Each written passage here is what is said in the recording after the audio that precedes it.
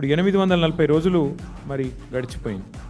6 గ్యారంటీల్లో ఈ రోజు వరకు అర గ్యారంటీ కూడా అమలు కాలేదు.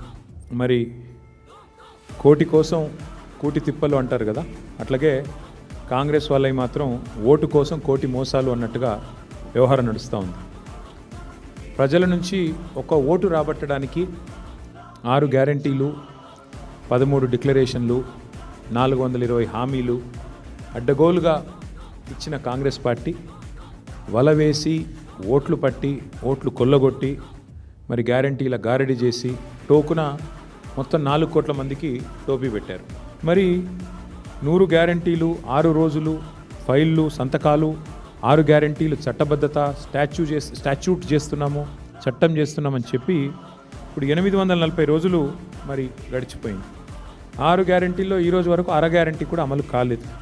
నిజంగా చెప్పాలంటే ప్రపంచ ఎన్నికల చరిత్రలోనే అతి పెద్ద ఫ్రాడ్ ఏదైనా ఉంది అంటే కాంగ్రెస్ యొక్క అభయహస్తం మేనిఫెస్టో. అందుకే ఇవాళ మేము కూర్చున్నాం, లీగల్ సెల్ అంతా కూర్చున్నాం. మా సీనియర్ నాయకులు, న్యాయ నిపుణులు, మాజీ అడ్వకేట్ జనరల్ గారితో కూర్చొని ఇవాళ మేము ఒక బిల్లు, ప్రైవేట్ మెంబర్ బిల్లుని తయారు చేసాం. తయారు చేసిన బిల్లు యొక్క కాపీ ఇది.